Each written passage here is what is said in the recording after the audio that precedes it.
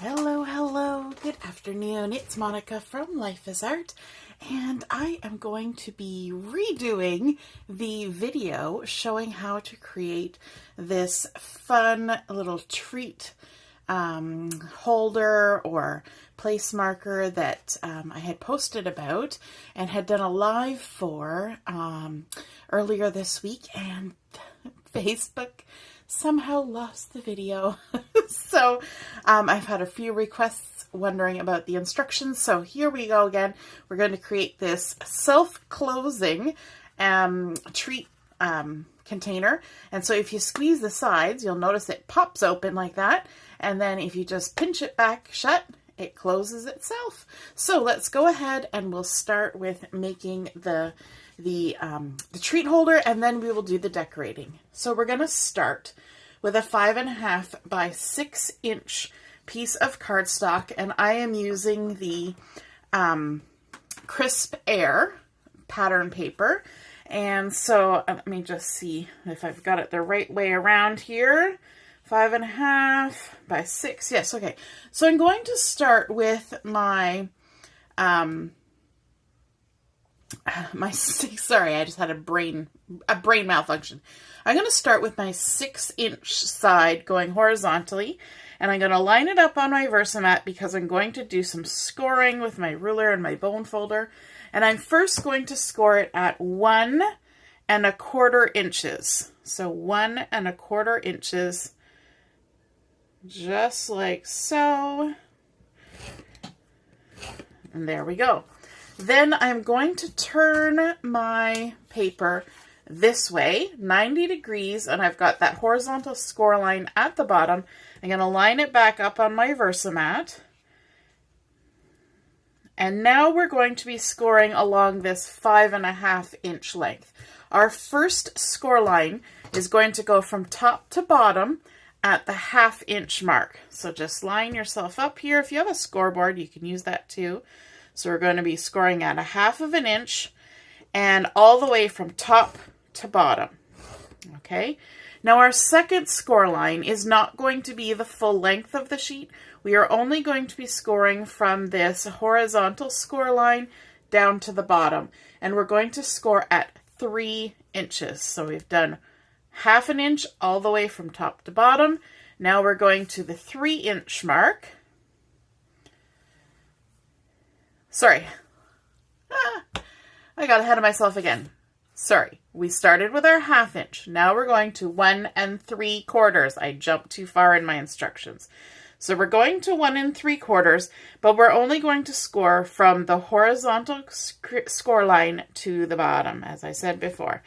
So 1 3/4, just at the bottom. Now we're going to go to the 3 inch mark, like so. And we're going to score all the way from top to bottom. So we do need to score at the 3 inch mark. I was just getting ahead of myself. So if you're following the pattern, we've done a full score line at 1/2 inch. We've done a part score line at 1 3/4. And now we're doing a full score line at 3 inches. And so now we've done full, part, full, and keeping with the pattern, we're going to do a part at 4 1/4. So we're going to line it up at 4 1/4 across the Versamat, and then we're just scoring from this horizontal score line down to the bottom like that.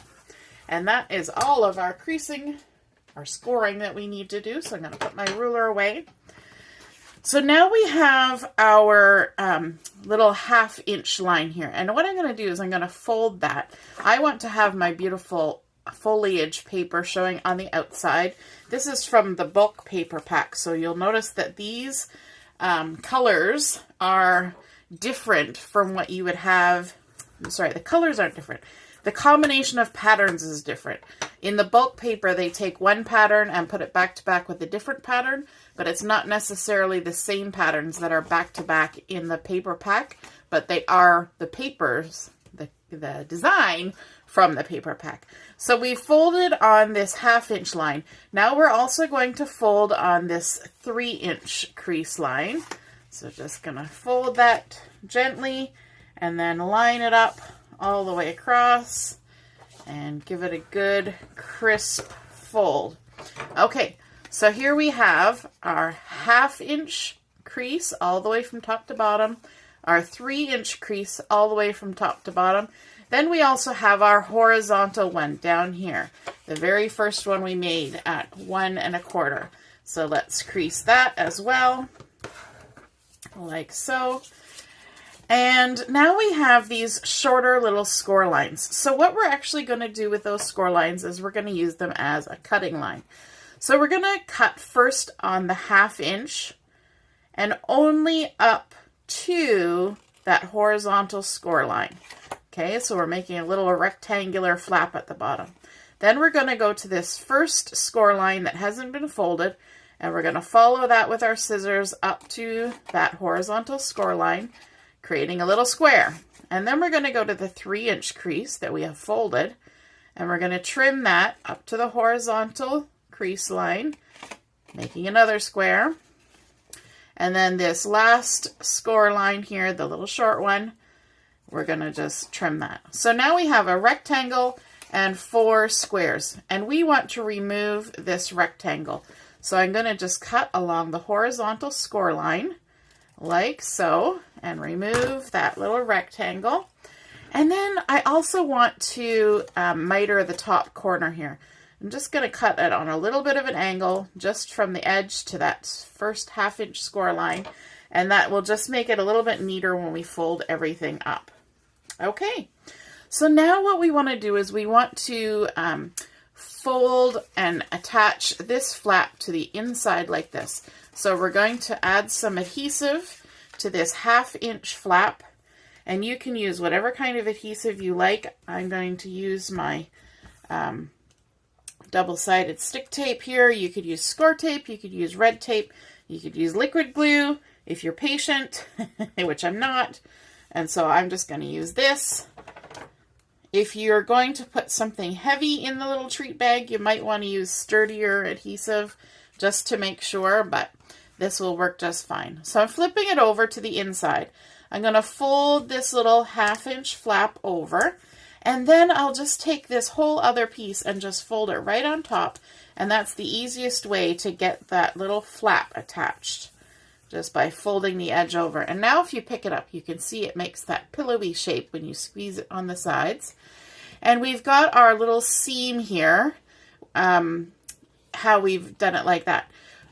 So what I want to do is I want to add adhesive to these 2 squares right here, while I'm still looking at where this seam is, because this is going to be my sort of the back. So I want to have a nice clean edge on the front side where we're going to decorate. So on this back side where you can see a tiny little bit of that 1/2 inch tab, that's where we're going to add adhesive to these 2 square flaps. And I'm going to give it a couple little bits of adhesive here. And again, you could add liquid glue here if you want, just to make it extra secure. I'm going to take the backing off of both of these. And then what we need to do is we need to stand it up and give it a squeeze. So here's my 2 flaps that have the adhesive. And I'm going to give it a little squeeze. And you will notice that as you squeeze the sides in, this becomes a square. So these 2 flaps here and here have adhesive on them. So I'm going to push one of those flaps to the inside, just like that, trying to keep my edges squeezed in so it creates a nice square shape. And then I'm going to fold down the opposite square flap, trying to keep everything nice and square, and just stick that down. Now I'm not pushing hard, because otherwise you'll push it right through because they're flaps. And then I'm going to take the other sticky square and fold it down. And I'm going to use my fingers on either side now to keep everything kind of straight and square. And as I fold down my last square flap, and then I can flip my whole thing over and use the back of my bone folder or the end of a marker or something to just kind of give it a little bit of pressure from the inside to make sure everything is sealed down nice and tight. And so now you can see we've created that square bottom so that it can stand, and our top opens and closes and stays closed all by itself, and then you just squeeze the sides to pop it open. But we want to add a little bit of shape to this one. You can see in my example that we've added a little bit of a curve. And so, you know, sometimes the simplest solution is the best. So what I did was I took my foam tape roll and I just laid it on top of my my little treat bag like that. And I took my pencil or my pen, whatever I had handy, and I just traced it. Just like that, and then took my scissors and gave it a nice little trim. Easy peasy. Sometimes you don't have to, you know, reinvent the wheel. You can just trace something that already has a curve. And there we go. We've got our nice curved top, and it opens and closes, and it stays closed. You just give it a little pinch and pop it back open. So now we can go ahead and do some decorating on it. And for the decorating, I'm using the Crisp Air Scrapbooking stamp set. And I have gone ahead and I have stamped up some of the leaves. And I used toffee ink for this one. And I used pine in 2nd generation, which means I loaded it up with ink. I stamped it once on scrap paper, and then I stamped it again to get the 2nd generation, but you don't actually have to stamp it on scrap paper. You can stamp it in full strength and then in 2nd generation and cut them both out. But we just wanted the 2nd generation for this one. Then I've also got one of the flowers with both layers stamped on there, and that's all in sapphire ink. But again, that base one was 2nd generation, the top one was 1st. There's another one in 2nd generation sapphire. And then I've got some Sundance in 2nd generation with a mocha center. And so for this, I want to layer these up a little bit. And so I'm going to bring in my thin 3D foam tape. And I'm just going to attach a little square of the thin foam tape to the back of this one. And then I can just layer it right on top. Just like so. Lovely.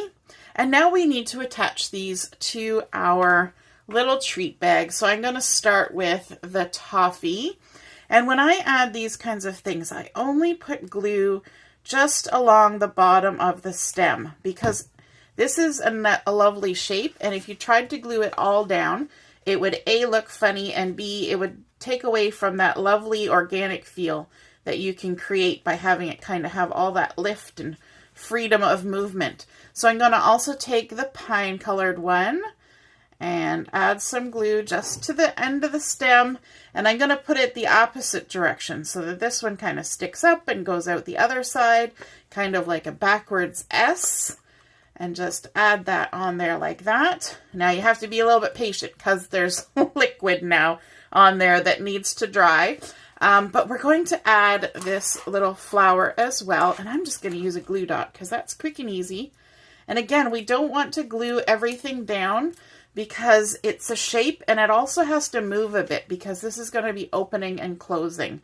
And so you don't want to restrict its ability to move by adding too much glue, otherwise your mechanism, you know, the self-closing and opening, or the self-closing, keeping it self-closed might not work so well if it's kind of constricted by things glued onto it.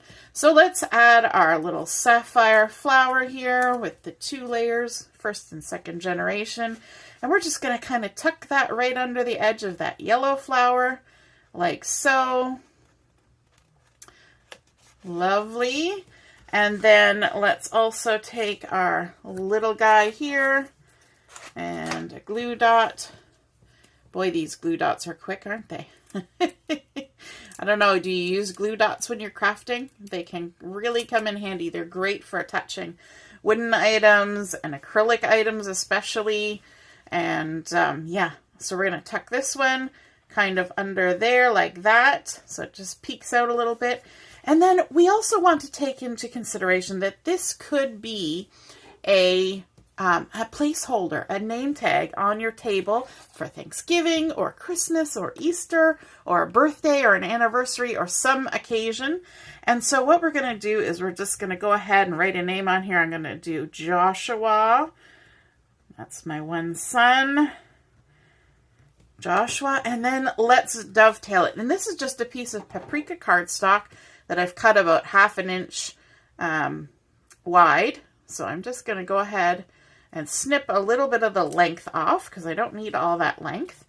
I love our white gel pens. They show up so well. And I'm going to dovetail here by snipping in the center, and then from the bottom point to the top of that first snip I made, and then from the top corner to the top of the snip. And that almost always gives me a lovely little dovetail. And then I'm going to use my gel pen just to do some drawing around the little dovetailed flag that we've created, like so, and help that name stand out and look awesome. And let's also grab some glue for this. I'm just going to quickly test it to see what kind of length I need on here. Oh yeah, that looks lovely. So I'm actually going to add glue to the back and to the front of this piece because both sides can end up touching something in here and it'll get all lovely and glued in that way. So there we go. There's our little name tag, Joshua. And then, of course, it pops open. You can add your treats. And I was testing these out with some, let me see if I have any. My daughter was checking them out. I was testing them out with some of the little Laura Secord treats, and I could easily fit 3 of them inside, and then you just seal them up by giving them a little pinch, and they stand up lovely, just like that. And so now I've created one for all 3 of my kids. I just need to do a couple more for us adults, and we'll be all set for a Thanksgiving dinner and a nice little spot on the table and a tasty little treat. So I hope you guys enjoyed seeing how those were created, and we will see you again soon. All right, toodaloo. Bye.